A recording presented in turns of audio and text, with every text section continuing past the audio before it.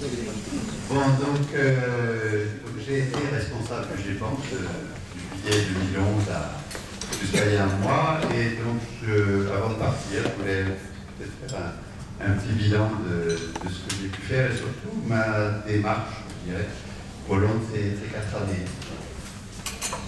Donc quand je suis arrivé au GEPAN, il faut se rendre compte que le GEPAN est un service opérationnel, c'est-à-dire que notre mission, c'est de traiter les cas et de répondre autant qu'on peut aux témoins. Donc vous savez qu'on a un flux important, il y a un retard important, qui est toujours d'ailleurs de l'ordre de 5 à 600 cas en retard. Donc je me suis promis d'essayer de résoudre, au moins de faire baisser ce tas. Je suis à peine arrivé d'ailleurs. Et du coup, donc j'ai eu une approche presque productiviste, on va dire, du poste. Et donc j'ai traité les cas comme il venait. Les cas simples et les cas plus compliqués avec la même application. Alors quand on fait ça, ce qui est un peu la démarche d'ailleurs des associations écologiques qui reçoivent des cas comme ça, donc quand on fait ça, on est quand même d'abord, on passe 80% de son temps sur le traitement des méprises. Donc les cas qui finissent en A ou B et qui généralement ne nous intéressent absolument pas, vous. Mais nous, c'est notre quotidien, c'est ça notre travail. Hein, c'est les cas A ou B. C'est pour ça qu'on a souvent une vision du phénomène OVNI très différente de celle que vous pouvez avoir, vous, qui essentiellement lisez des ouvrages ou regardez des vidéos sur les cas inexpliqués. Mais quand on s'intéresse au cas A, qu'est-ce qu'on s'aperçoit qu'on s'aperçoit, c'est que c'est pas une grande découverte, hein, c'est que le témoignage humain est souvent bourré d'erreurs, pas d'erreurs. Il y a un biais de perception qui est important.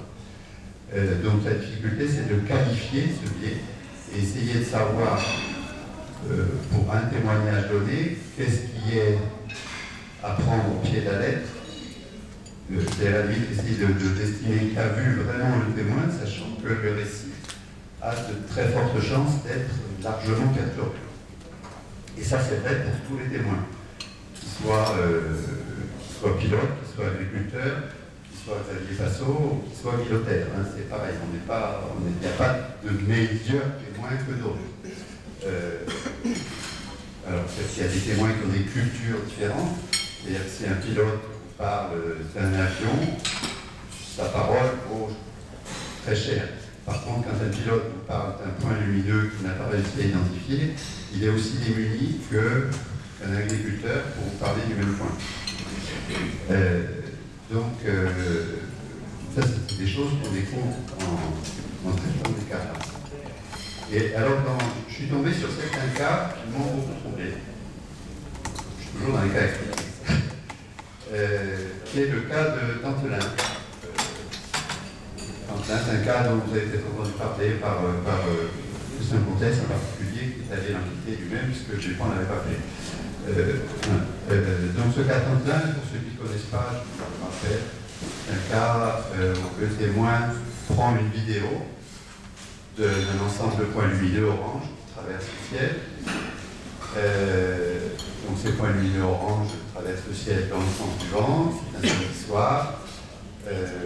Ça a la couleur des lanternes thaïlandaises, ça se déplace comme des lanternes thaïlandaises, c'est un samedi soir, donc le GEPAN a assez vite conclu à ce que c'était des lanternes thaïlandaises. Là où le bas blesse, c'est que le témoin fait un dessin de ce qu'il a vu, et ça ressemble au vaisseau de Star Trek. Donc quand on met en face la vidéo, pourtant il a pris lui-même, et le dessin, on ne comprend pas. C'est passé dans ce témoin-là, chez ce témoin-là. Mais voilà, c'est ça la réalité des cas. Donc je trouvais quelques cas comme ça. J'ai traité aussi des cas de bolides. Alors des cas de bolides, donc c'est les chutes de météorites. Hein. C'est des cas intéressants parce qu'il y a généralement beaucoup de témoins, 10, 20, 30, 50, voire plus. des cas qui n'intéressent pas du tout les ufologues, d'habitude, c'est expliqué. Mais nous, il faut qu'on les traite parce que les témoins qui ont vu ça sont très perturbés et ont besoin d'une réponse. Donc il faut qu'on leur réponde. Et là, sur les témoignages de bolide aussi, que constate-t-on? On constate d'une part une grande variété de descriptions, donc de couleurs. Certains électriques rouges, d'autres bleus, d'autres blancs, avec traînée, sans traînée. Une diversité qu'on peut expliquer d'une part par éventuellement les conditions d'observation qui ne sont pas tout à fait les mêmes quand même. Ça s'explique, ça peut s'expliquer dans une certaine mesure. Et par contre, quelque chose de très étonnant, c'est que les estimations de distance sont toujours fausses. Donc les bolides, je vous rappelle, sont des rentrées de météoroïdes dans l'atmosphère. Le phénomène se situe commence à 100 km d'altitude au plus haut et s'achève vers 30 ou 25 km. Et là, la totalité des témoignages, bien la totalité, indique des distances qui sont au plus loin de 2 à 3 000 mètres et au plus proche de 10 mètres d'altitude. Alors là aussi, c'est pour l'enquêteur quand je fais ça, quand même très préoccupant. Pourtant, c'est la réalité incontestable, d'autant plus incontestable que sur les derniers cas, vous savez, on a mis un réseau de caméras, etc., on était capable d'associer au bleu bolide avec une vidéo. Donc on a une absolue certitude sur ce qu'a vu le témoin et sur donc cette erreur d'estimation de distance. Erreur d'estimation de distance qui est tout à fait logique d'ailleurs. Pourquoi les témoins le voient proche? Parce que c'est très lumineux, pas plus compliqué que ça. D'ailleurs, ceux qui ont passé quelques soirées à observer les étoiles filantes les nuits d'août ont constaté que les grosses étoiles filantes paraissent plus basses que les autres. En fait, elles se situent toutes à la même altitude, les plus grosses sont plus lumineuses. Donc, c'est des objets plus gros.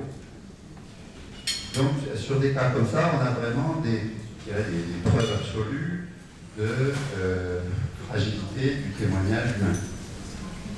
Surtout sur l'estimation, problématique d'estimation de distance qui est pratiquement toujours fausse.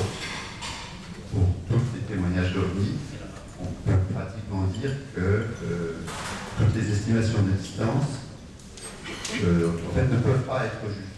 Pourquoi elles ne peuvent pas être justes?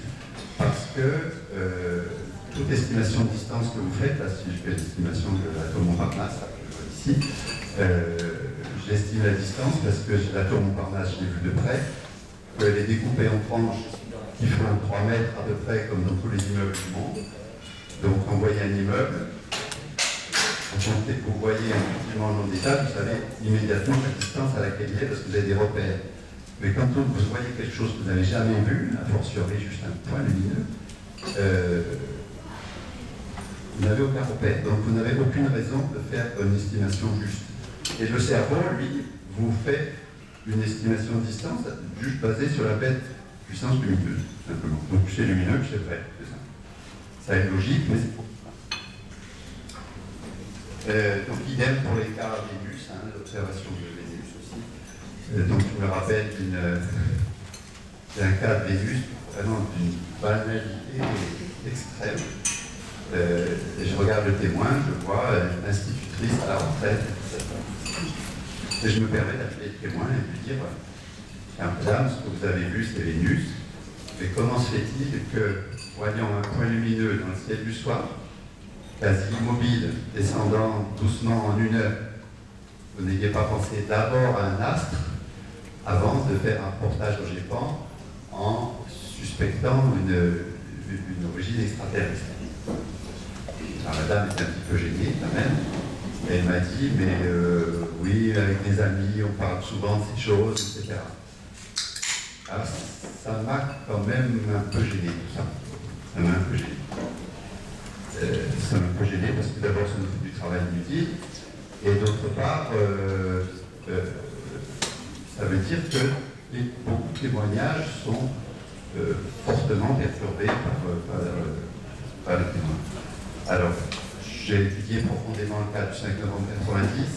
Bon, c'est un sujet à controverse, on va pas rentrer dedans, mais une fois qu'on a regardé, une fois qu'on a traité des cas de bolide, le cas d'Antelin et des choses comme ça, je dirais le cas 5 novembre 90, c'est clair d'un jour nouveau. Voilà.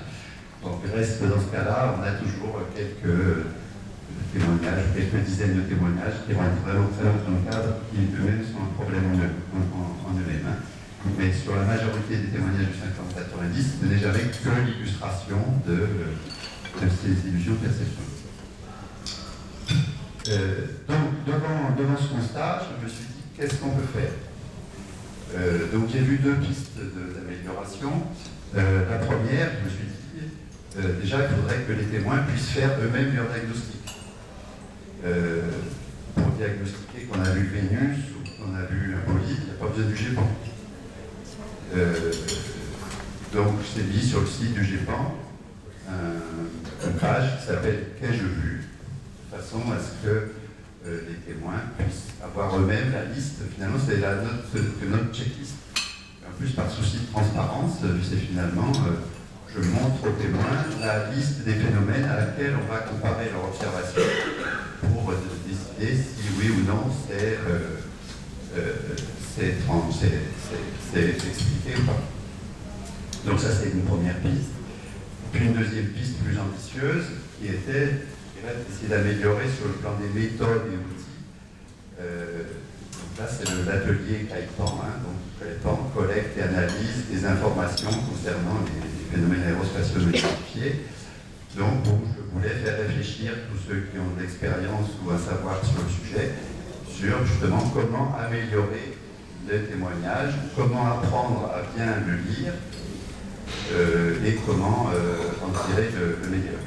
Donc ça, c'était donc la démarche de Caipan que j'ai mené tout ça. Voilà. Donc voilà le pourquoi de Caipan et pourquoi on a mené tout ça. En parallèle, donc les travaux de psychologie cognitive ont continué, ils avaient été initialisés par Yvan Blanc, mon prédécesseur, et donc continués par le thésard Romain Bouvet, là, qui a fait sa thèse sur le sujet. Donc il a beaucoup travaillé sur le problème de mémorisation des expériences de toutes sortes. Et ils nous ont aidés à améliorer l'affaire en pratiquant cette méthode dite de l'entretien cognitif qui permet de collecter le témoignage le mieux qu'on peut, le moins de perturbations d'une part, et en trouvant le mieux qu'on peut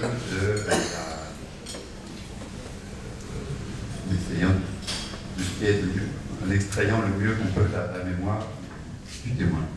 Donc cette méthode est mise en place, elle s'avère tout à fait intéressante, à savoir qu'on gagne vraiment en qualité de témoignage. Alors ça ne résout pas la problématique des estimations de distance, hein, mais ça résout d'autres problématiques de mémorisation, de biais de mémorisation, de biais de croyance, pas mal de biais subjectifs.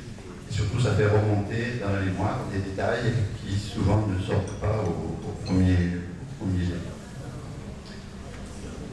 Voilà, alors avec tout ça, comme en parallèle, j'ai répondu à pas mal de demandes de communication, donc c'est aujourd'hui.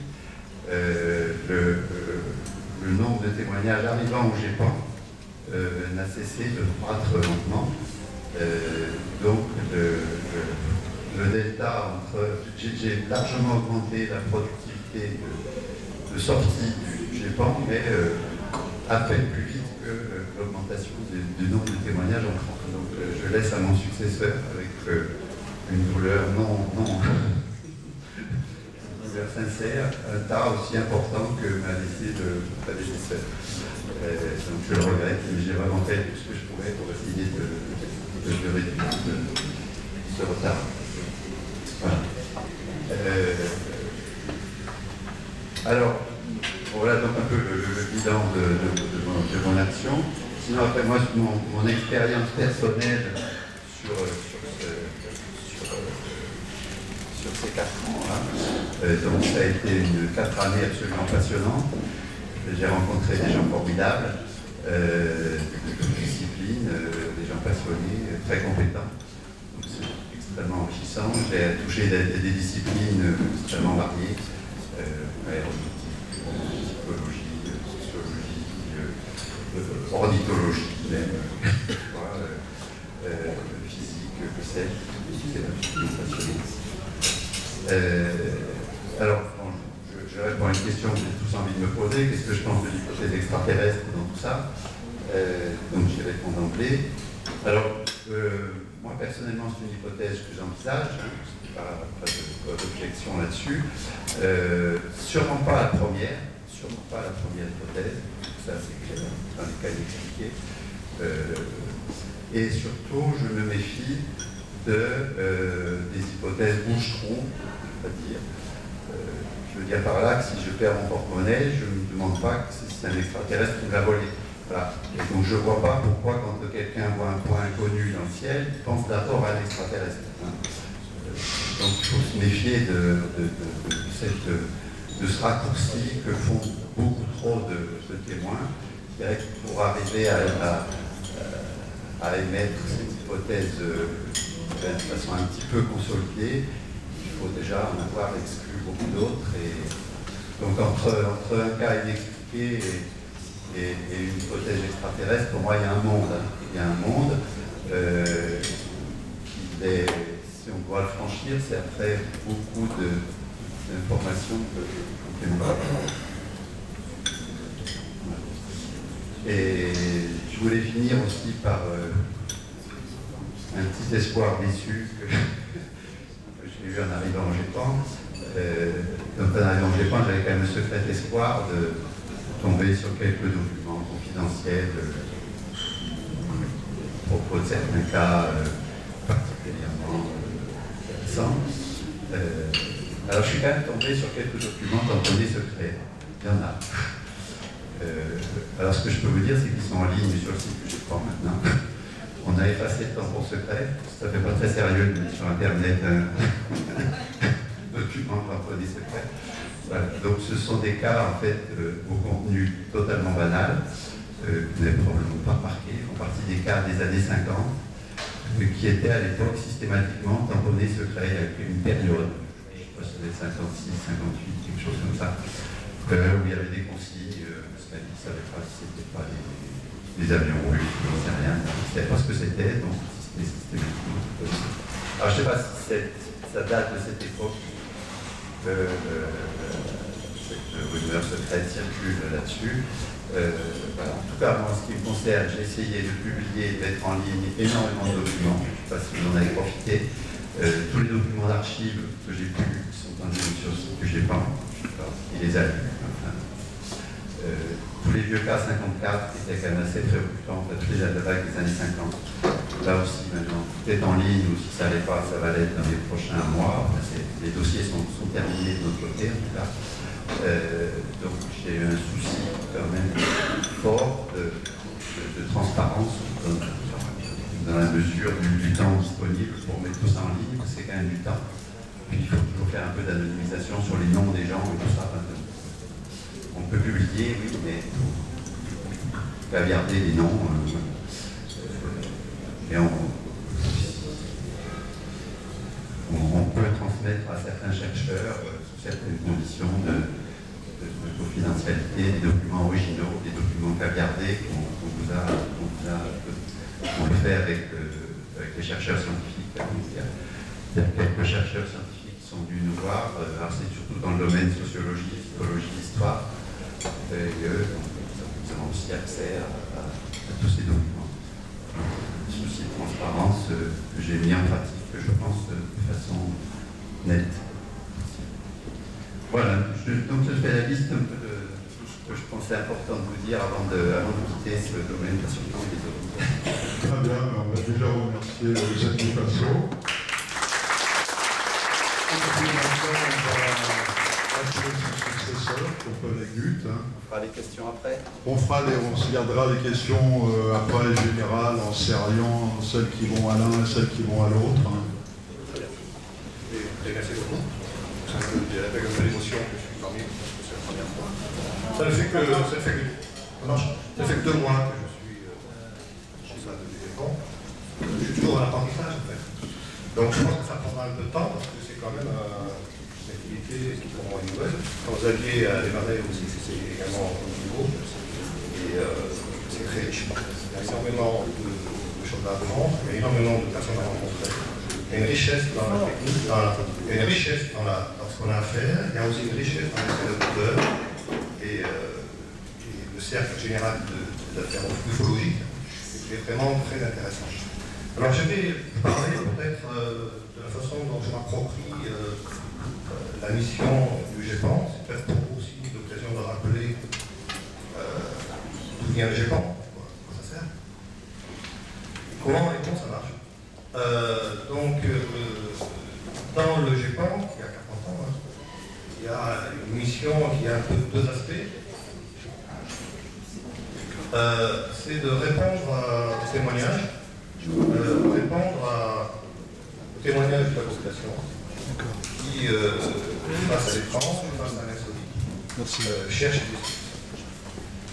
Et je trouve, moi, en même temps, en m'appropriant la mission, je trouve là cet aspect de la mission qui est extrêmement riche, car on est vraiment face à de l'émotion vécue. Dans le témoignage d'un temps, il y a de l'émotion, très souvent d'émotion. Nous intervenons quelque temps après l'observation. Elle est même peut-être amplifiée depuis l'observation. Alors, je ne sais pas à ce stade quelle est la part de l'hypothèse extraterrestre qui nourrit l'émotion ou qui part de l'émotion, mais je pense que ça a une contribution. Alors, répondre à la population, c'est effectivement cette mission qui est très importante, qui est du service civique, et que l'État français a décidé depuis 40 ans de prendre en main. C'est répondre de manière rigoureuse, en analysant toutes les causes, et en expliquant tout ce qui peut être. Je vais dire, à l'intérieur, à la frontière, à l'intérieur du savoir, jusqu'aux frontières du savoir, c'est-à-dire de ce que l'on sait, et pas au-delà. Parce que là, ça devient autre chose, on ne sait pas faire. En tout cas, ce n'est pas les experts du GEPAN qui savent faire. Ce n'est pas pour cela que le GEPAN a été fait. Donc on travaille à la frontière du savoir, et Dieu sait que cette frontière est floue. Mais on essaie d'aller au bout de ça. Pour essayer d'expliquer tout ce qu'on faisait. Ça, c'est ce que attend la population. Donc, cette mission d'intérêt civique, citoyen, c'est une des raisons d'être. Il y a une autre raison d'être, c'est une raison que je dirais plus scientifique. C'est que dès lors qu'on a affaire à de l'inexpliqué, c'est que probablement on est en butée de connaissance et qu'il y a un enjeu à traiter cette inexpliqué pour faire avancer la connaissance. Donc, vous voyez qu'on a 2 aspects, répondre à la population et aussi se nourrir d'une inexpliqué pour voir si on peut avancer un peu plus dans la connaissance. Alors, la première partie de la mission appartient au GEPAN, de manière spécifique. La deuxième partie ne touche pas le GEPAN. C'est quelque chose qui est le GEPAN en liaison avec le monde de la science, le monde de l'expertise. Si on arrive à isoler quelque chose non connu, qui ne répond pas au savoir d'aujourd'hui, une question qu'on ne comprend pas, un phénomène qu'on ne comprend pas, dès lors qu'on l'a isolé, qu'on a réussi à poser la question, c'est à la science de poser la question. Ce n'est plus au GEPAN. Ce n'est pas dans la mission du GEPAN. Donc, moi, la mission du GEPAN, c'est de faire le lien entre vis-à-vis des scientifiques. C'était une question que l'on n'utilise pas aujourd'hui. Donc, par rapport à ce mise en place en 1977, c'est un outil public qui a été créé en accord avec un certain nombre d'institutions, l'armée, la défense, l'aviation civile, la gendarmerie, la police, et également des institutions scientifiques, puisqu'il y a un enjeu, une part d'enjeu pour les scientifiques. Et tout ce monde-là fait partie de nos partenaires institutionnels. Ils sont à la fois dépositaires d'enjeux, qui ont besoin du GEPAN, ou bien ils apportent des moyens au GEPAN. Typiquement, la gendarmerie, quelque part dépositaire d'enjeux, parce que tout ce qui intéresse, tout ce qui est insolite sur le territoire intéresse la gendarmerie. Et en même temps, apporte des moyens, car la gendarmerie, sinon, C'est les brigades, c'est dans les brigades que les témoins vont témoigner, et les brigades nous apportent des témoignages. Il faut dire qu'avant que je pense soit fait, les témoignages de banque, se faisaient dans les gendarmeries. Et les gendarmeries devaient traiter ça par eux-mêmes. Aujourd'hui, c'est le GEPAN. Donc on soulage. Et on le fait de manière homogène. C'est pareil pour la mission civile, pour les défenses. Donc on a une pratique homogène de tous ces témoignages pour tous ces corps constitués. Donc voilà le jeu de ces partenaires. Et ces partenaires-là, on les voit, ils nous contrôlent, on rencontre, ça s'appelle un comité de pilotage. Et demain, nous avons un comité de pilotage. Tous les 6 mois, nous avons un comité de pilotage. Nous expliquons ce que nous faisons, nous rendons compte de ce que nous faisons, et nous prenons éventuellement des recommandations. La mission du GEPAN est une mission nationale. Nous travaillons uniquement sur les témoignages à l'échelle française. Voilà, on traite la question, l'État français a décidé de traiter la question pour sa population. Alors, quand on regarde la question de la connaissance des parents, c'est évident que les problématiques de l'inconnu autour des parents est une problématique internationale. Donc, cet aspect-là se nourrit en principe au-delà des frontières. Nous en avons conscience. Et nous avons de ce point de vue-là des contacts avec d'autres organismes qui ont ce genre de mission. Mais il n'y en a pas beaucoup, non. Alors, en termes de moyens, l'équipe est réduite, puisque nous sommes 2 agents de MES depuis longtemps, et nous avons un budget de fonctionnement qui nous permet de nous associer des contractants. Nous avons à peu près un à 2. Alors, cette équipe, elle est réduite, mais elle est stable. Elle est pérenne. C'est très important, la pérennité de cette question-là. Ça fait 40 ans que le service est national. Je dis service, car c'est le service. Alors, bien sûr, on aimerait être un peu plus nombreux, mais beaucoup de pays ne le font pas. Alors, mais elle n'est pas seule. Elle n'est pas seule car, comme je vous l'ai déjà dit, on travaille avec la gendarmerie. Ce sont les apporteurs de moyens. On travaille avec la police. Et ces moyens-là, c'est déterminant, parce que la gendarmerie amène quelque chose en termes de formation que seul un organisme public pourrait utiliser. Les associations ufologiques, à présent, n'ont pas accès à ces données-là. Elles sont confidentielles. Des fois, il y a des éléments confidentiels, des fois, qu'on ne peut pas dévoiler, mais qu'on utilise pour nos enquêtes. Nous avons aussi un réseau d'enquêteurs bénévoles. Et c'est également déterminant. Ça ne marche pas. C'est-à-dire qu'une vingtaine d'enquêteurs qui travaillent en référentiel GEPAN, selon la méthode GEPAN, et qui ont des enquêtes que l'on délègue sur un maillage géographique pour que l'enquêteur soit le plus près possible du terrain, puisse faire ce qu'on appelle une enquête terrain. Donc c'est un relais essentiel, et c'est quelque part astucieux, parce que ces enquêteurs-là, ce sont des gens qui sont engagés dans l'ufologie depuis très longtemps, qui de toute façon ont fait ça, le font dans des associations, et sont contents de le faire dans le cadre du GEPAN. Et c'est du bonus. C'est bonus pour le GEPAN, car cette ressource-là, elle est là, elle est bénévole, comme on dit. Elle adhère à la charte du GEPAN.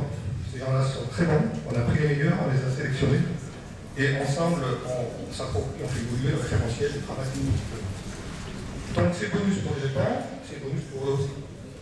Car ils ont, grâce au GEPAN, la possibilité, parmi les enquêtes qu'ils font toute l'année dans des associations ou à titre privé, la possibilité de traiter des enquêtes où on accède à des matières premières importantes. La gendarmerie. J'ai oublié de citer le radar. Nous avons accès au radar. C'est essentiel. Pas le radar, chaque radar, au sens de l'aviation civile, mais le radar, militaire de défense. Il nous donne une piste. Au sens concret du terme. Une piste radar, pour savoir si effectivement ce produit est effectué. Donc cette matière première, dès lors que l'enquêteur fait partie de réseau GEPAN, il l'utilise avec les clauses de confidentialité attachées, c'est-à-dire en gros, d'utiliser la formation, mais on ne va pas publier la source précise, c'est pas utile pour la formation, c'est pas la peine de dire quel est l'avion à quel moment, ou si c'est un avion de chasse, par contre, dire qu'il y a eu l'avion, c'est pas possible. Nous avons aussi autour de nous des experts. Alors des experts qui sont liés à différentes thématiques, qui sont en liaison avec le monde de la recherche pour certains, pour d'autres moins. Eux, ils sont experts néanmoins. Et ces experts travaillent autour de nous pour nous aider à comprendre et les classer. C'est-à-dire, vous connaissez le classement ABCD, et donc, on travaille avec eux de manière un peu continue. Puis aussi, on a des fois, quelques fois par an, ce qu'on appelle un rencontre, une comité d'experts. Et il s'est tenu aujourd'hui. Donc, on a eu aujourd'hui, pas plus tard ce matin, on a eu effectivement un débat sur un certain nombre de cas pour voir comment on est classé. Et en général, c'est les cas qui sont compliqués quand on sélectionne du tout. On a besoin d'eux pour nous aider. Voilà, donc ça c'est effectivement un monde qui nous entoure, qui permet à l'ensemble de bien fonctionner. Nous avons aussi constitué au cours du temps base de données. Alors quand on dit base de données, ça paraît beaucoup. C'est 10 000 témoignages. Et quand on dit au cours du temps, c'est-à-dire que tous les témoignages au cours du temps du GEPAN ont été codés avec des champs particuliers, architecturés, de façon à ce que, d'une part, ça nous aide à traiter le cas quand il arrive, et d'autre part, ça permet plus tard de revenir dessus et faire progresser la connaissance. C'est un peu cette vision qui a été mise en place il y a pas mal d'années et que tous les responsables font vivre et enrichissent. Donc 8 militaires dans une base de données. Et cette base de données, quelque part, c'est plus un système de traitement, vous l'appelez, qui reproduit tout notre processus de traitement de cas, avec une véritable méthode, avec des étapes. Et quand M. Passot tout à l'heure expliquait que c'était une machine opérationnelle, moi ce qui m'a impressionné, ça m'arrive en GEPAN, c'est la qualité de cette machine opérationnelle. Quand je m'imagine, c'est le processus avec un référentiel méthodologique très organisé, et avec des étapes à respecter. Un témoignage, si c'est long terme, c'est quelque chose de très compliqué, ça suit un processus qui est toujours le même. Garantie la rigueur. Et ce processus-là, c'est en quelque sorte l'ADN du GEPAN. C'est le référentiel méthodologique, la rigueur. Et c'est la raison d'être du GEPAN. Voilà à peu près l'ensemble de ce qui est moyen. Alors maintenant, comment on se situe face au pied du mur, comment on sort la vidéo au pied du mur.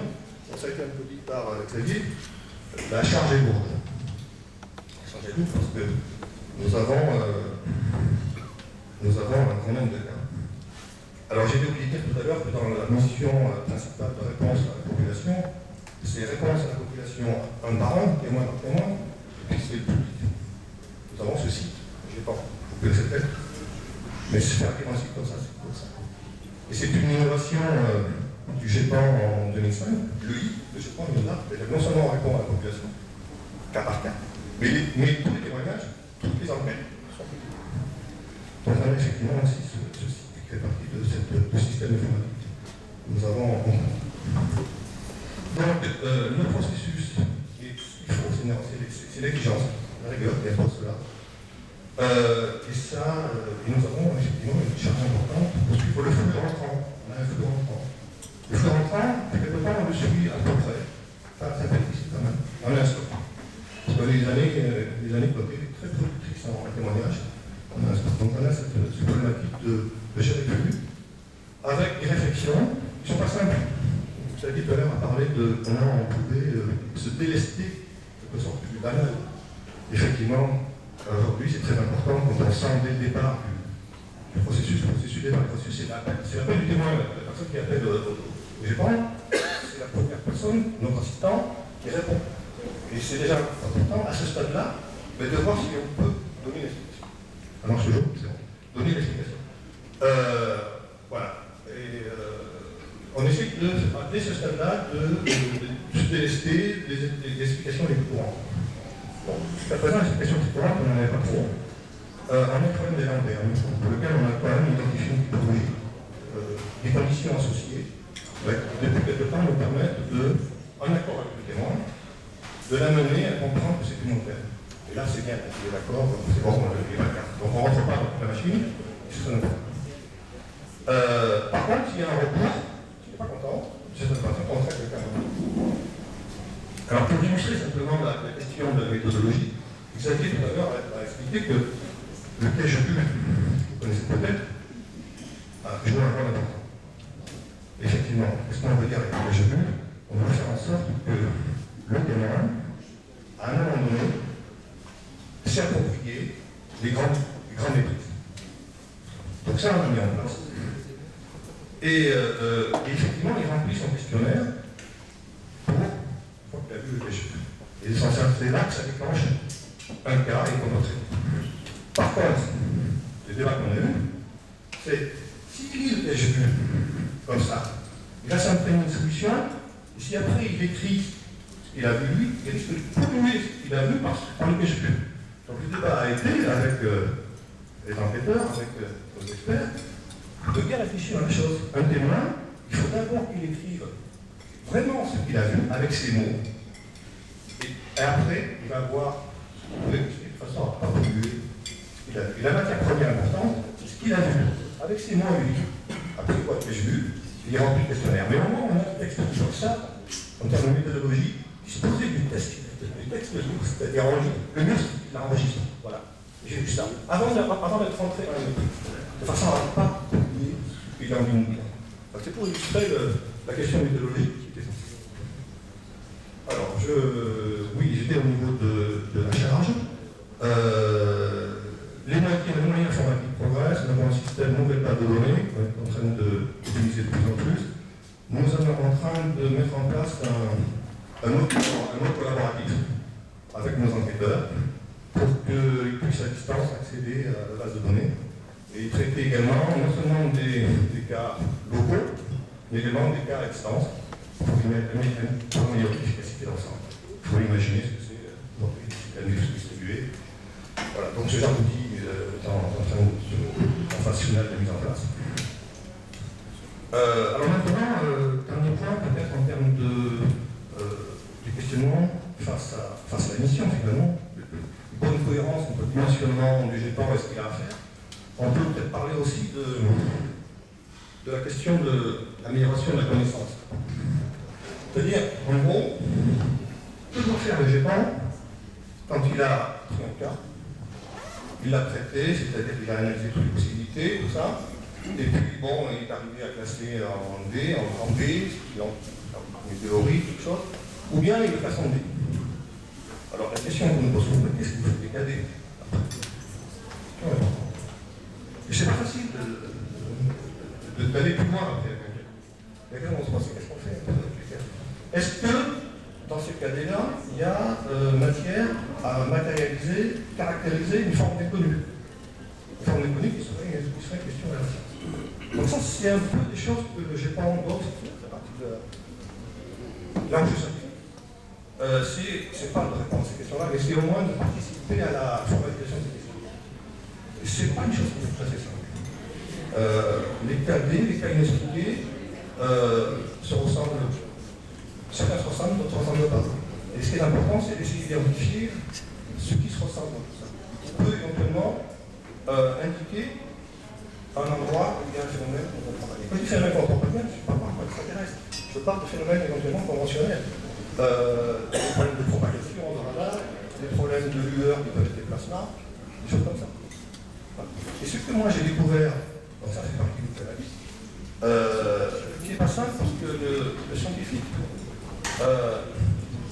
il s'intéresse à des choses, à des questions qui ont déjà commencé à être reproduites. Il y a bien que les questions soient des matériels, il y a des choses, des inconnus qui se répètent, qui sont bien entourés. Et ça lui donne un enjeu. Donc la question que l'on a, c'est par rapport à des problématiques-là, c'est bien identifier, aider à identifier des formes inconnues, de façon à ce que le scientifique travaille. Et dans le passé du GEPAN, nous avons vu des avancées autour des questions de foudre, des questions de plasma, pour mieux comprendre ces phénomènes qui étaient dans certaines apparitions, dans certaines observations. Et aujourd'hui, on comprend mieux et que donc nous, dans notre métier, on est capable de mieux caractériser et isoler quand il y a un phénomène. Ce que j'ai découvert en arrivant à GEPAN, c'est aussi ce que vous avez évoqué avec vous, c'est la quantité de matière qu'il y avait, d'informations qu'il y avait autour de ce que je dirais le capteur humain, c'est-à-dire l'homme. C'est vrai que nous on utilise cette formulation parce que nous sommes des ingénieurs et nous avons affaire avec des capteurs physiques. Là, on a le capteur principal, c'est l'homme qui voit, l'humain qui voit l'observation, qui la traduit avec ses mots et avec ses perceptions, et puis avec ses connaissances.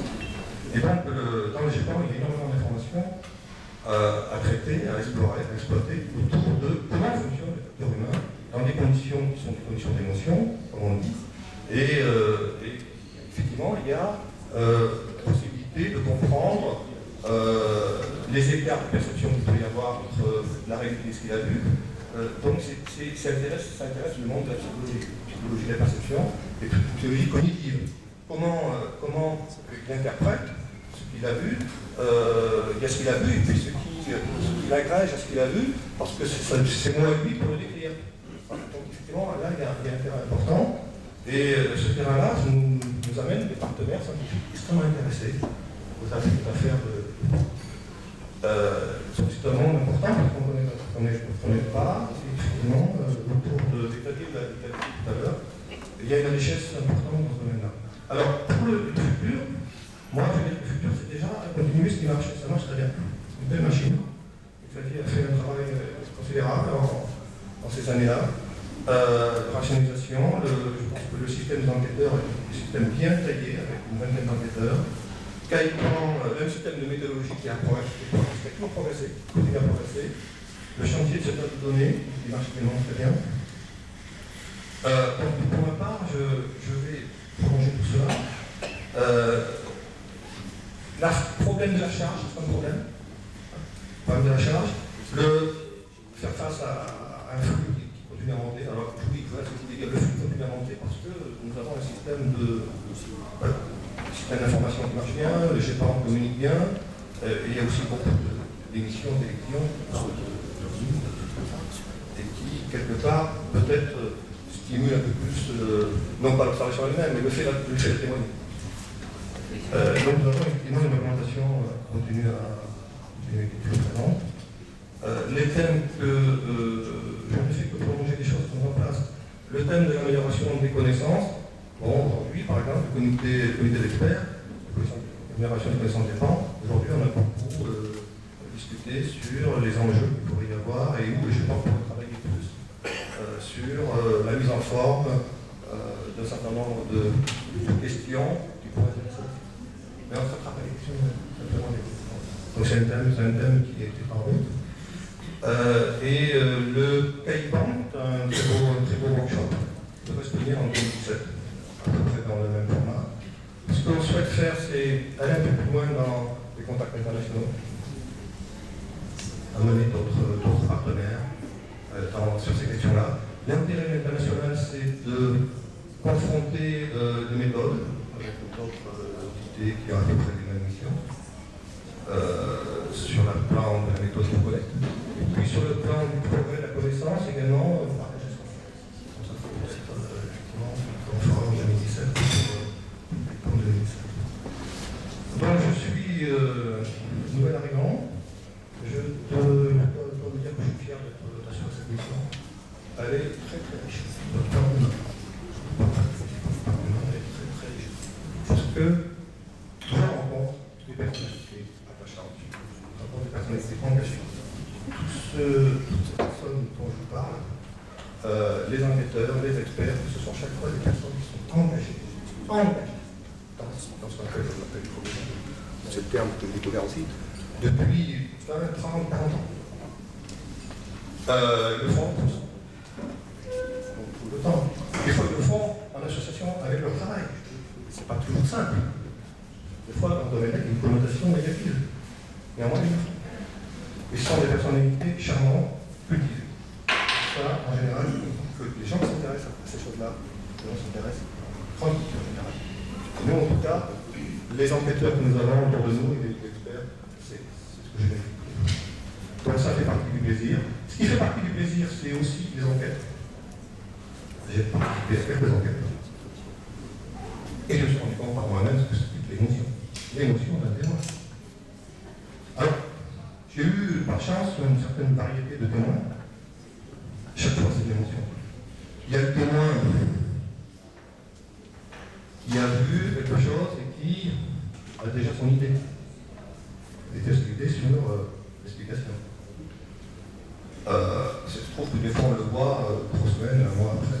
Donc pour lui, il perçoit assez vite que l'explication, il l'a, il y tient. Donc il faut faire l'entretien en respectant la chose. C'est-à-dire, quelle que soit l'explication que quelqu'un donne à une phénomène étrange, notre travail, c'est de respecter. C'est de respecter refléter ce que la personne pense du phénomène. Et on dit, si j'ai une hypothèse, ça fait partie. Toutes les réponses à la question des débats sont intéressantes. Parce que quelquefois, le fond de la question par rapport à ces phénomènes-là, son noble, c'est l'homme et l'énergie de l'espace. Donc c'est noble. Après, que certains témoins aient déjà la solution, c'est extraterrestre, moi je ne l'ai pas comme ça, parce que c'est vrai que la hypothèse extraterrestre, on ne l'aura jamais trouvé. Mais que des témoins l'aient, je trouve ça respectable. Pour autant, nous on doit faire le boulot. Le boulot, c'est l'objectif STEP. On doit chercher des solutions, on doit chercher des explications, en commençant par ce que l'on connaît.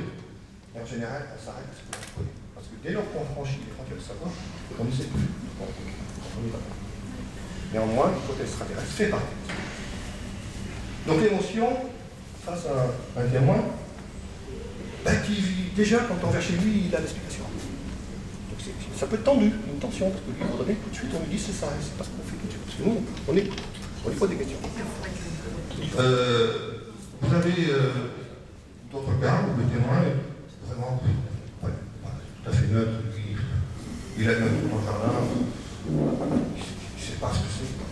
Par contre, il aimerait bien savoir. Mais qu'on dise ce que c'est. Si c'est des oiseaux, c'est des oiseaux. Si c'est des avions, c'est des avions. Qu'on dise ce que c'est. Attention, c'est pas la même chose. Donc il y a différentes variétés. Des fois, il y a plus d'émotions que fois.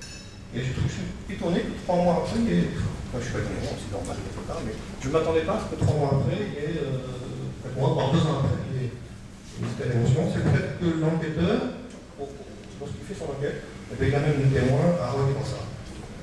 Et c'est ce qui fait d'ailleurs que la richesse du témoignage, effectivement, avec ce processus, on arrive à récupérer les observations précises. Donc ça, c'est des moments très importants. Ils font partie de la richesse de ce travail. Voilà, je vous remercie. Et puis, spontanément, c'est pour saluer le travail de Frédéric Basso. Je dirais que ce n'est pas le nom d'un challenge de faire le GEPAR, parce que le GEPAR est passé derrière lui. Merci. Je voudrais dire.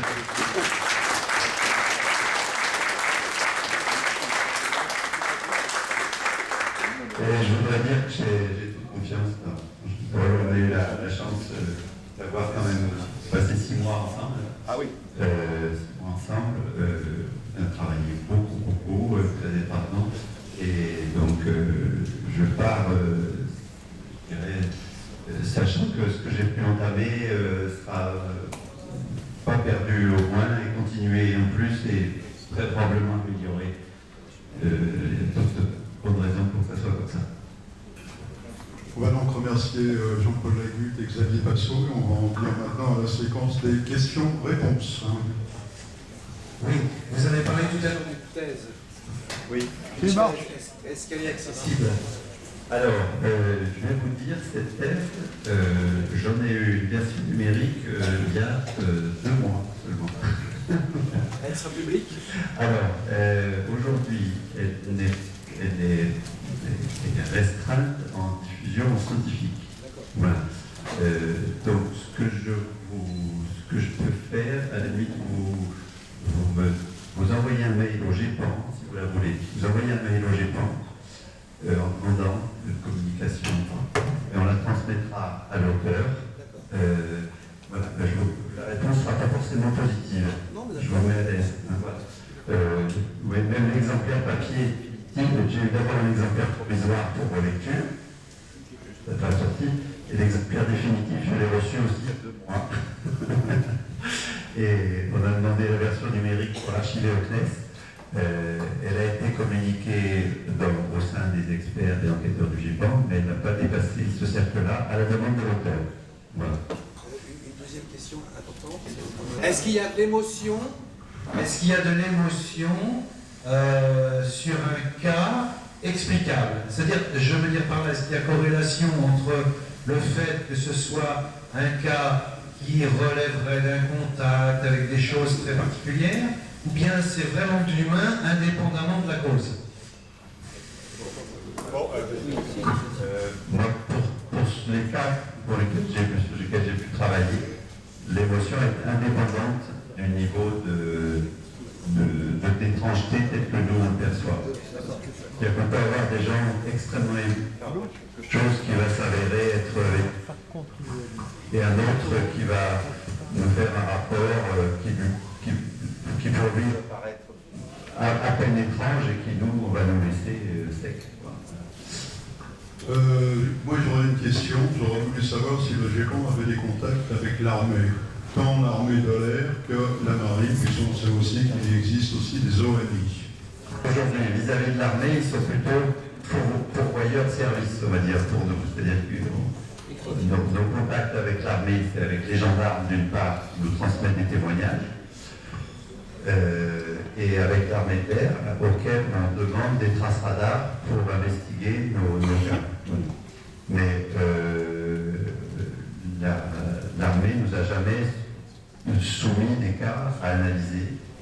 Et quand on leur demande si eux, ils voient des trucs, ils nous disent non, on ne voit pas. Alors pourquoi ils n'en voient pas? Il y a deux raisons. Parce que si jamais un marin ou un pilote ou un truc comme ça voit un truc bizarre, il ne va sûrement pas le dire. De peur de passer pour un rigolo. Mais dans la censure, c'est une autocensure. C'est une autocensure. Néanmoins, il y en a qui ont témoigné, qui l'ont regretté aussi. Bon. Donc, l'autocensure a des raisons d'être. Ça, c'est sur l'aspect des témoignages humains. Et sur l'aspect des radars, observation radar, là, il faut savoir que les radars aériens sont faits pour suivre des avions. Donc, ils ont tout un système de pré-traitement informatique qui élimine tout ce qui n'est pas de signature radio. Donc, si jamais il passait quelque chose qui aille beaucoup plus vite qu'un avion, beaucoup plus haut qu'un avion, etc., lui, c'est le programme informatique qui le cacherait. Voilà. Donc ça, il faut quand même le savoir.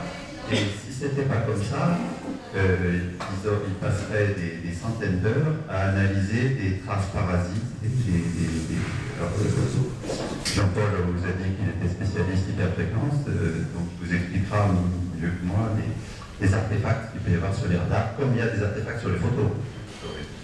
C'est que sur les photos, on a des taux qui arrivent, qui sont des reflets, des machins, tout comme ça, bon, dans des radars. Voilà. Donc, voilà les deux raisons pour lesquelles il ne nous arrive rien venant de l'armée. Voilà. Je ne veux pas dire qu'il n'y a rien. Vous avez fait l'honneur de venir pour la troisième fois au Nid-Paris, ce qui est vraiment très bien.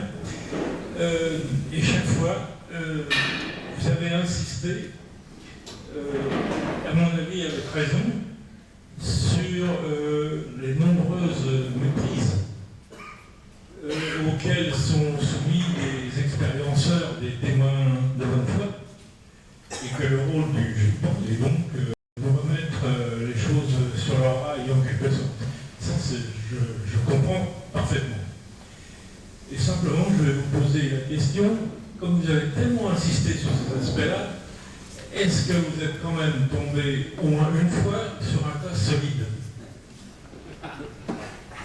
Alors, j'ai classé d'assez nombreux cas, pas des centaines, mais enfin des dizaines quand même. Alors, un cas solide, c'est le cas. Les cas solides, il y a. Vous pensez à un cas. Auquel on n'a aucune réponse. Alors, ces cas on n'a pas de réponse. Par contre, en termes de solidité, vous savez qu'on les classe maintenant en catégorie D1, D2. Voilà. Donc, en gros, D1, c'est témoin unique. Voilà. Et D2, ça serait, il n'y en a toujours pas, deux témoins indépendants avec, si possible, une trace audio, vidéo, ou quelque chose comme ça, et un phénomène quand même un peu étrange, soit un peu chose qu'un peu lumineux. Voilà. Donc aujourd'hui, les cas D1 que j'ai eu à traiter, j'ai eu des cas pas très étranges, c'est-à-dire que c'était toujours du niveau du point lumineux un peu lointain. Voilà. Alors, c'est des cas solides en termes de témoignage, hein. Il y en a un où il y a toutes les familles, donc avec ils ont sûrement vu, c'est des points lumineux, bon, ça reste du point lumineux. Donc, c'est pas quand même très très étrange. Point lumineux stationnaire pendant 2 minutes. Après, les autres cas sont plutôt moins solides, ça reste aussi des points lumineux assez lointains.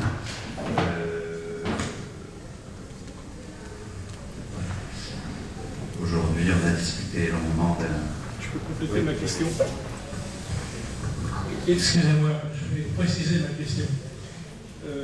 Pour moi, un cas solide aujourd'hui, c'est non seulement ce que le témoin a vu ou expérimenté, mais personnellement, ce qui m'intéresse surtout, parce qu'il y a quand même de nombreux cas, à moins que j'étends délibérément écarte ces cas-là, où la personnalité de l'individu est, comment dirais-je, perturbée profondément par ce qu'il a vécu, à tel point même que le restant de sa vie en est, comment dirais-je, marqué par différents aspects au niveau de ses intérêts, au niveau y compris sur le plan physique. Il y a énormément de... Enfin, moi, je suis un peu spécialiste par mes enquêtes de ce genre de choses. Donc il n'y a pas simplement les visions de points lumineux, etc., mais il y a bien d'autres choses aujourd'hui qui traversent la psyché de l'individu et qui sont, à mon avis, à prendre en compte ce que les Américains ont fait depuis longtemps, mais je pense qu'en France, ça se fait aussi quand même. Alors, on a des cas où on voit dans le récit que fait le témoin, dans les dernières pages des questionnaires GEPAN, souvent les témoins disent un peu ce qu'ils ont ressenti et il y a eu un... Et là, je dirais, c'est un peu comme l'émotion des témoins. On va trouver ces transformations aussi bien sur du cas banal. On peut avoir des gens qui ont cette expérience très forte sur l'observation de l'antenne thaïlandaise, par exemple, ou sur un cas qui va être inexpliqué. Pour moi, c'est à la limite indépendant. Alors après, l'explication pourquoi certains témoins ont cette expérience très forte, là, la réponse, elle est plus peut-être chez les anthropologues que chez nous. Pourquoi certains témoins ressentent cette expérience-là. Alors, je ne sais pas si vous avez lu le livre de Arnaud Esqueré qui vient de sortir, qui est un sociologue, et il termine son livre par une énigme en disant l'expérience de l'observation d'OVNI est aussi incompréhensible que l'expérience amoureuse. Sur le plan de l'humain, si vous voulez, voilà, il fait un parallèle entre les deux.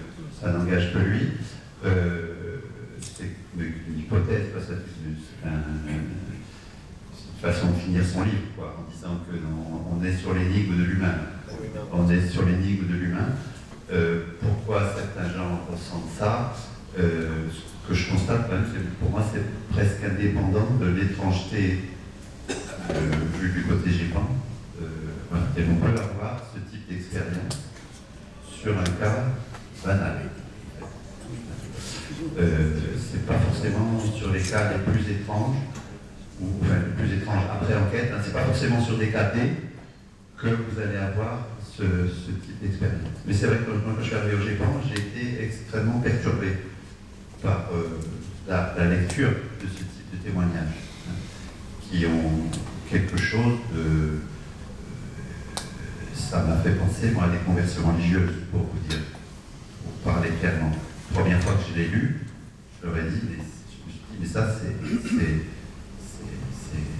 le récit d'une expérience religieuse, c'est le récit d'une conversion religieuse. Il y a certains cas qui sont comme ça. Mais je n'ai pas de réponse. Je constate, je n'ai pas de réponse. Ce que je peux vous dire, c'est que c'est a priori pas lié à l'étrangeté du cas. Voilà. Mais une question compliquée, difficile. On a une question à la gauche. Oui, merci, M. Passot. Pour revenir un petit peu sur l'autocensure et l'éviter, et aussi pour peut-être éviter les biais humains, enfin, c'est une façon de voir les choses de façon objective. Est-ce qu'il n'y a pas la possibilité, vous n'avez pas le projet, de monter un réseau d'observation technique avec caméra, détection de ces fameuses lumières, et ensuite peut-être braquer dessus des senseurs un peu plus sophistiqués, tels que... ça c'est important. Je vais essayer de répondre Jean-Paul parce qu'on a discuté de ça aujourd'hui avec les experts. Voilà, tout à fait. Il y a autant d'éléments. Ça marche.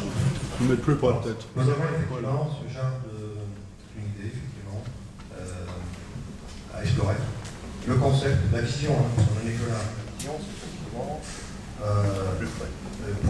la vision, c'est de profiter de possibilité d'installer de manière dense des caméras, un maillage assez dense au niveau national, et par Internet, aujourd'hui les choses sont beaucoup plus faciles. On relie tout ça. Et avec si le réseau est dense, c'est important la densité, ça fait le coût aussi du système. Plus on peut observer des choses basses, plus pour que le réseau soit dense. Alors, il y a un modèle qui existe de ce genre de choses, c'est ce que l'IMCCE, l'Institut de mécanique céleste et calcul éphéméride, c'est des gens qui s'occupent des météorites.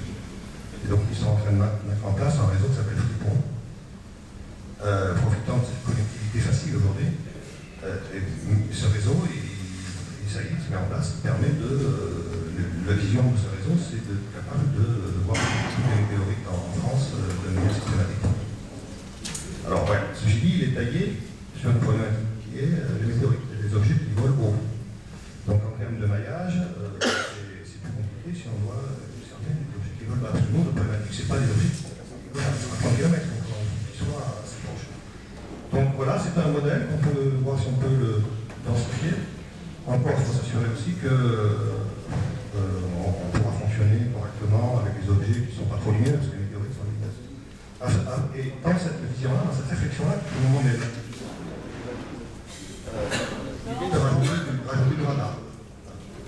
Donc il y en a des propositions de sociétés savantes qui travaillent auprès de nous, dans la 3AF, pour travailler sur cette idée. Mais aujourd'hui, à ce stade-là, franchement, une belle idée, mais il faut tout réfléchir. Je peux compléter. Je vais compléter mes temps.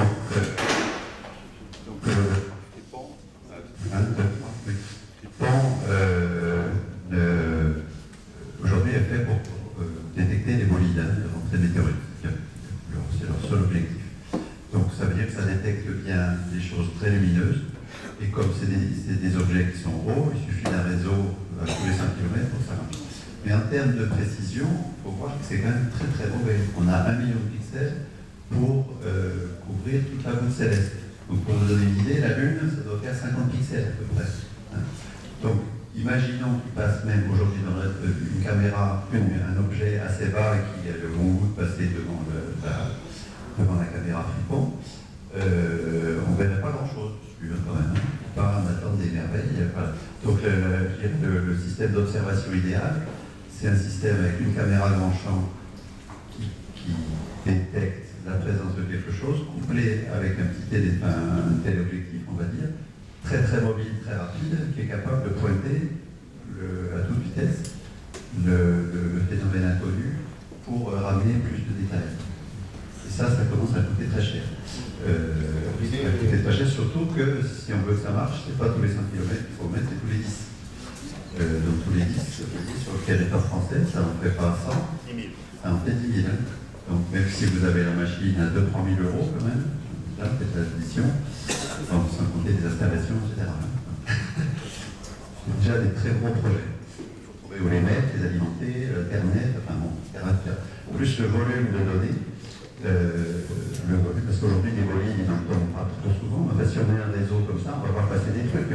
On va voir passer des avions, on va voir passer des insectes, on va voir passer. Et ça, il faut trier. Donc, pour moi, c'est une très belle idée, mais il demanderait des moyens absolument colossaux pour la mettre en place. Oui, voilà. Donc, c'est une vision, on en parlera longtemps. Bonsoir. Bien, est-ce que ceux qui ont écrit le rapport Cometa sont inspirés de vos travaux? C'est une question difficile. Oui, je pense pouvoir dire que oui, mais ce serait eux les mieux placés pour répondre. Mais en fait, ils se louent beaucoup plus que vous, à mesure où l'hypothèse terrestre et pour eux est affirmée. On est bien d'accord. Oui, on est bien d'accord. Votre attitude, enfin, bon, je ne sais pas quelles sont les consignes que vous avez données. On n'a plus de consignes, non. Ça semble prudentiel, mais ça, bon. Oui. Par contre, je voudrais pourquoi vous n'avez pas étendu votre champ d'investigation au crop circle, puisqu'il y a une relation avec des phénomènes aériens instantanés. Oui, alors, Et ça, c'est mieux, c'est plus facile de se déplacer pour les voir sur place, parce que le crop circle ne s'efface pas en un instant comme les ovnis, mais là, vous ne faites rien. alors les crop circles, déjà, ce n'est pas un phénomène aérospatial. Nous, au CNES, si vous voulez, notre spécialité, c'est aérospatial. Bon, donc déjà, ensuite, des témoignages de crop circle, moi, en 4 ans, je n'en ai pas reçu. Et comme on intervient donc que sur appel, voilà, et si j'en avais eu, je n'y serais allé que si c'était associé à une observation d'un phénomène aérien ou aérospatial. S'il n'y avait pas eu d'observation dans le ciel, voilà. Donc s'il y a des témoignages, crop circle, il n'y en a pas beaucoup en France, hein, je crois. S'ils sont traités par les autorités, ils sont traités par les gendarmes. En fait. Et ça nous arrive dans les. Je crois que dans la je ne sais même pas s'il y en a. En tout cas, moi je peux vous dire que pour 4 ans, je peux vous assurer que le seul. Une fois j'ai été en contact avec un gendarme qui nous a appelé pour des traces au sol, et puis il m'a rappelé le lendemain en disant c'est des traces archéologiques, c'est bon, on a trouvé. Voilà. Et puis on a eu la trace de mobilette là, c'était assez rigolo. Il y a 2 mois, il y a quelqu'un qui nous. Petit village, tout ça, où ils avaient remarqué sur un parking un cercle noir qui était arrivé pendant la nuit. Quoi. Et là, c'est les gendarmes qui sont allés investiguer en fait, et ils ont trouvé que c'était un garde mobilette qui avait fait une roue arrière. Une dernière question concernant la vague de 1990. Il y a eu un documentaire sur ce sujet où vous apparaissez, et là on voit, vous l'avez reconnu humblement, vous étiez en plein cafouillage avec cette fameuse retour de la fusée russe, bon, qui a été confirmée effectivement. Mais d'autres témoins sur le même fait ont bien vu des ovnis, donc il y a eu 2 phénomènes concomitants. Donc, il ne faut pas nier l'aspect de ces ovnis qui ont été aperçus par des gens, et on se foutait de la fusée russe. Vous voyez ce que je veux dire? Alors, donc sur 5 novembre, d'abord sur le documentaire, je voudrais quand même que vous sachiez quelque chose. Je voudrais quand même que vous sachiez quelque chose sur le documentaire. La séquence où je bafouille, là, en disant que je bafouille, où je dis qu'il y a quand même. Voilà, par exemple, dans le truc, je dis que Jean-Marc Velasco a cafouillé. Ça, c'est une chose. Ça, c'est certain. Bon, alors la réalité des affaires, c'est que Jean-Jacques Velasco avait très envie que ça soit un phénomène très étrange. Il savait dès le soir qu'il y avait des fusées russes. Et il l'a nié 3 jours. Ça, ok, ça a reconnu ça. Mais c'est le 2e cas où les gens ont bien vu. Ouais. Alors après, les témoignages du 5 novembre 90, prenons l'exemple du cas de Grélé, qui vous connaissez très bien, le témoignage de Grélé. Un cas typique d'un témoignage comme ça. Le cas de Grélé, en termes d'heure, de direction d'observation, de taille angulaire, c'est totalement conforme. La seule truc qui est... Oh non 1, 2, 3. La seule... Comment il faut faire pour que ça marche donc, la seule chose qui est mauvaise dans l'observation de Grélé, c'est juste l'estimation de distance et le fait qu'il a mis de la ferraille entre les points lumineux. Mais sinon, son témoignage est absolument conforme. Donc aujourd'hui, un témoignage comme celui de Grélé, maintenant avec l'expérience que j'ai, si vous voulez, pour moi, c'est un témoignage qui est totalement conforme à l'entrée du 5 novembre 90. Ceux qui ne le sont pas, c'est donc du point de vue du témoignage de Grélé, je mets avec quelques centaines d'autres du même genre, qui ressemblent à des vaisseaux, qui ressemblent, etc., avec des dessins, etc. Ceux qui sont hors norme, je dirais, c'est ceux qui ont dit avoir observé quelque chose durant 20 minutes, ou ceux qui l'ont vu dans une autre direction, ou à 90 degrés, ou ceux qui étaient vraiment très très loin de la trace principale, là, et qui n'auraient pas vraiment dû le voir. Donc il y en a quand même comme ça une bonne dizaine, mais pas plus, hein, pas plus. Hein. Mais tous ceux qui ont vu des grands vaisseaux à 100 mètres d'altitude, pour moi c'est totalement conforme à une montée atmosphérique. Mais pour arriver à admettre ça, c'est la première fois que j'ai lu les témoignages du 5 novembre, tombé de ma chaise, hein, quand même. Je vous le dis. Bon. Et puis j'ai laissé ça de côté, et j'ai traité des lantères, j'ai traité de cap montagne, j'ai traité des bolines, et j'ai compris que toutes les estimations de distance ne valent rien. Et c'est normal, c'est normal.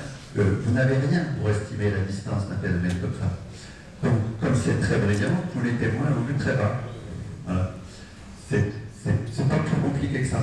Les estimations de distance sont toujours fausses. Une fois qu'on a admis ça en ufologie, et ça c'est prouvable par mille façons, on voit les trucs d'un autre affaire. Sauf les commandants de bord. Non, même et surtout les commandants de bord. Même et surtout les commandants de bord. Même et surtout les commandants. Excuse-moi, pardon. J'aimerais passer à la prochaine question parce que le monsieur, en fait, il a posé plusieurs questions. Après, on n'aura plus le temps pour Voilà.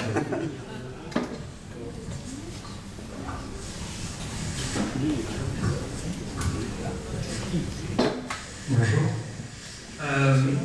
En septembre 2015, George Bush Senior, l'ancien président des États-Unis, a déclaré que les Américains ne pourraient pas supporter la vérité à propos des ovnis. Je voulais savoir, ma question est au conditionnel, si l'hypothèse extraterrestre était avérée, est-ce que, je parle au niveau de la France, est-ce que la vérité serait supportable aux yeux des Français, si vous voulez? Si l'hypothèse extraterrestre était avérée, est-ce qu'il faudrait le déclarer ou est-ce que ça provoquerait des conséquences négatives au sein de la société? Alors, ça c'est un bon truc qui circule. Moi je pense qu'il n'y a aucun problème pour annoncer qu'on est visité par des gens. Si on en a la preuve, je ne vois pas de problème. Je ne vois pas ce que ça... ça serait quand même la plus grande nouvelle depuis l'homme a marché sur la Lune. Mais ça me paraît... Voilà, quand Bush dit ça, je ne sais pas pourquoi il le dit, sachant qu'il y a la moitié des Américains qui s'y attendent. Bon, moi c'est sûr que nous, si on avait à dévoiler quelque chose comme ça, bon, on en parlerait sûrement un petit peu. Je pense pas. Je pense que surtout ce qui nous ralentirait pour communiquer, c'est surtout d'être sûr de l'info avant de la donner, quoi. Ça par contre, voilà. Mais une fois qu'on est sûr de l'info, je ne vois pas pourquoi on ne dirait pas, quoi. Et je pense pas que... que ça ferait un séisme, je pense qu'il y a plus de dégâts dans la population quand il y a un attentat terroriste que si on annonçait qu'on a été visité par les extraterrestres. Moi, j'ai une question. Je ne sais pas si vous l'avez déjà mentionné, parce qu'il y a des moments où je n'ai pas prêté attention. Je voudrais savoir quel est le budget annuel du GIPON et comment est-il reparti entre salaire, matériel, etc. En grande ligne, s'il vous plaît. Alors, donc, voilà, j'ai quand même quelques consignes. C'est de ne pas communiquer ce budget. Voilà. Alors, par contre, je vais quand même répondre à la question. Je vais vous parler en euros au lieu de vous parler en euros, si ça ne vous dérange pas. Voilà. donc, le budget du GEPAN, c'est 2 agents CNES à plein temps. Voilà. Vous vous renseignez sur les salaires moyens des ingénieurs en fin de carrière. Vous êtes dans la moyenne. Hein. C'est nos sous, 150 000 euros. Voilà. Wow. C'est vous qui l'avez dit, hein. C'est nos sous. Mais bien sûr, c'est un service public. Oui, c'est vos sous, bien sûr. Donc on a le droit de savoir. Enfin, je vous signale que tous les corps d'État ne publient pas leur budget machin. Voilà. Ce que je vous dis, ça coûte donc 2 agents CNES, ça coûte 1,5 sous-traitant à peu près avec les mêmes tarifs. Hein. Et en dehors de ça, on a 50 000 euros de dépenses de fonctionnement, de logiciels, de pension, de paiement des enquêteurs, etc. Donc en gros, c'est 4 personnes plus 50 000 euros la louche. Ok, bon, ça me répond assez bien à la question. Ça me donne une idée du niveau de votre équipe et du matériel auquel vous avez accès. Peut-être que ce soir, un livre qui avait édité sur le sujet, vous disiez que le départ a 40 ans de maintenant, c'est-à-dire créé vers 76. Voilà. Or, dans les fins des années 70, donc au tout début du GEPAN, même lorsque vous prenez la succession, vous appliquez forcément la traduction depuis la création de l'institution.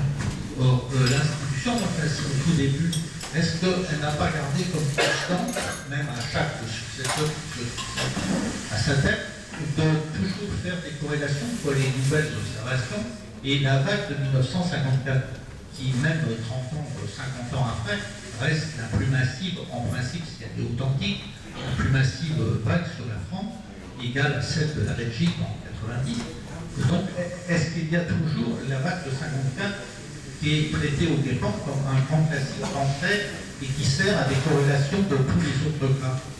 Donc, la vague de 54, alors, c'est moi qui l'ai publié, protégé pas. Voilà. Jusqu'à ce que j'arrive, les cas n'étaient pas publiés. Donc, je l'ai publié, je suis rentré dedans. J'ai été étonné de la banalité de ces cas. En tout cas, c'est en aucun cas un étalon. Hein. C'est en aucun cas un étalon au GEPAN. Je ne sais même pas si mes prédécesseurs ont tout étudié, je n'en sais rien. En fait. Moi, je l'ai quand même étudié, je pense, j'ai dû passer quand même 1 ou 2 semaines. Hein. C'est pas énorme, mais enfin, ça commence à faire. Et pour moi, c'est une vague, c'est une belle vague médiatique. Voilà. Alors, je n'ai pas fait une analyse suffisamment poussée pour pouvoir montrer l'enchaînement, je dirais, comment se passait l'enchaînement médiatique, mais ce qui assure, c'est que au milieu, cette vague a été déclenchée par des bolides. Il y a, dans la vague de 54, il y a plusieurs bolides qui, du fait de la vague, ont eu un écho médiatique absolument colossal. C'est-à-dire si en pleine vague médiatique, vous avez un phénomène majeur qui arrive comme un bolide, la vague est décuplée, quoi. Si au milieu de la vague belge, il y avait eu un bolide, il y aurait eu un effet médiatique absolument colossal. Voilà. Donc, je ne peux pas vous dire que tout s'explique avec ça, ce n'est pas mon message. Ce que je peux vous dire quand même, c'est que ce qui est sûr, c'est que dans cette vague-là, il y a 2 ou 3 gros événements type bolide, qui d'une part déjà eux-mêmes généraient beaucoup de témoignages, et en plus ont généré des témoignages derrière témoignages banals. C'est-à-dire, quand vous avez une observation massive, avec la presse qui parle des ovnis, etc., les gens, ils vous font un ovni avec la Lune, avec Vénus, avec des phares de voiture, peut-être un peu le lendemain, quand la presse en parle. Donc quand on met une note, alors regardez les cas qui sont publiés par GEPAN, vous allez être déçus de l'étrangeté des affaires. Hein. On est toujours dans des points lumineux lointains. Hein. Il y a 1 ou 2 cas où il y a des suspicions de trucs proches, mais quand on gratte un peu, il reste quand même pas grand-chose. Voilà. Donc moi, c'est un cas, c'est une vague que je voulais étudier avant de partir, parce que je suis né en 1954, et je vais me aller plus loin. Si je suis là, c'est à cause de la vague de 1954. Parce que mon frère a vu quelque chose pendant la vague 54, et du coup, il en a beaucoup parlé à la maison, et du coup, le sujet ovni était assez présent à la maison, et voilà, donc si je suis là, en fait, c'est à cause de la vague 54. Donc je voulais quand même mettre le nez dedans et en avoir le cœur net. J'en ai parlé à mon frère, je lui ai demandé ce qu'il avait vu, il n'a pas été capable de me retrouver la date, malheureusement, mais ça, d'après ce qu'il m'a décrit, ça pouvait très bien être une méprise lune, en tout cas, hein, voilà, pour son observation. Mais sauf que, en plus qu'il a vu quelque chose, il y a le camion du laitier qui est tombé en panne. Alors là, ça c'était la preuve que c'était un visiteur extraterrestre, bien sûr. Voilà. Donc, voilà un peu ce que je pense de la vague 54. Alors, je peux compléter. Mais allez sur le site du GEPAN, on a beaucoup travaillé là-dessus.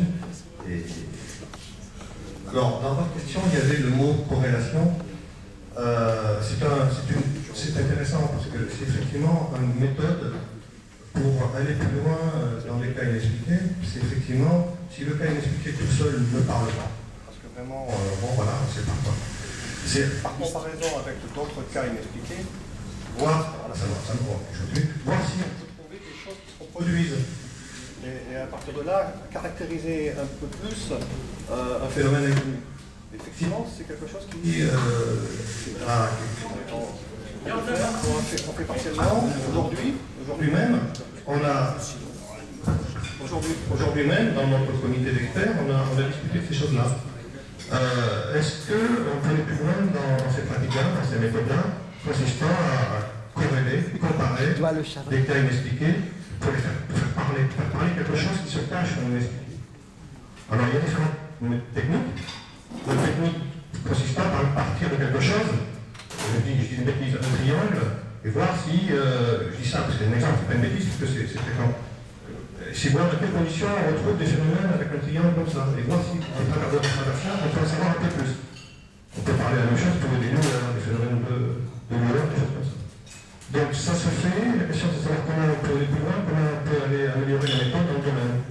Et il y a aussi une autre approche consistant à faire des corrélations entre toutes les données et voir à travers ça, un peu plus aveugle si vous voulez, et voir si à travers ça, ces corrélations-là peuvent mettre en évidence quelque chose qui est surprenant. Et à partir de là, aller un peu plus loin. Donc le mot corrélation est un mot important dans la technique pour aller plus loin dans l'esprit. Une toute dernière question, Michel, et après on s'arrêtera là. Vous m'entendez? Une question pour changer. Le Japon a toujours été une cible pour les gens, en leur disant, par exemple, les gens du Japon, vous ne dites pas la vérité, vous nous cachez des choses, et ceci et cela. Moi, ce que je voudrais savoir, c'est pourquoi, ayant assisté dans les débuts des années 80 à une conférence restreinte du Japon qui portait sur la vague de 54 et notamment sur l'affaire de Marius Deville, j'ai entendu une enquête fantastique de sérieux et qui tenait bien la route sur l'affaire Marius Deville. Ce que je veux savoir, c'est pourquoi rien n'a été publié à la suite de ça pour dire, écoutez, l'affaire Marius Deville, ça ne tient pas la route, nous, on a fait une enquête, on a tout ça, et moi j'attends un écrit, il n'y a pas eu. Alors, vous allez avoir bientôt un écrit publié. Alors, je suis... c'est une affaire ennuyeuse. C'est une affaire ennuyeuse parce qu'il y a un écrit qui n'est pas en faveur de Marius Deville. Enfin, c'est une expertise psychiatrique. Bon, voilà. Donc j'ai un problème d'éthique. Voilà. Et pour figurez-vous qu'on a été une demande d'information de la part d'un monsieur Deville. Le fils. Non, c'est pas le fils, c'est un neveu assez éloigné qui a découvert cette affaire et qui voulait en savoir un peu plus là-dessus. Et je lui ai transmis les documents qu'on a, qui sont quand même pas très glorieux, quoi. Voilà. Donc ça fait partie des choses 54 qui ne sont pas encore publiées et voilà, on a quelquefois des problèmes comme ça. Voilà, on est compris. Donc on se demande s'il faut publier ces choses ou pas. Ça fait du bien, ça fait du mal. Voilà. Donc on a des problèmes comme ça. Voilà. Alors, ça s'appelle Jean Patachot que je vais laisser mon successeur. Mais sachez qu'il y a des choses qu'on ne publie pas à cause de ça aussi. Parce que vous êtes quand même des gentils garçons, contrairement à ce que vous croyez. Voilà. Donc c'est ainsi que. Alors, bon, je cherche un bâton pour me faire part, mais comme c'est la dernière question, c'est bon. Donc à Golfech, on a caviardé une partie du témoignage du second témoin. Voilà. Parce que c'était pas gentil pour le premier. Voilà. Bon. Voilà. Donc il y a des choses qu'on ne publie pas par respect pour les gens. On va remercier vivement le collègue le successeur de Xavier Passot lui-même, pour avoir eu la gentillesse et de nous offrir la primeur de ce changement de passe d'armes, on va dire. Voilà, merci beaucoup.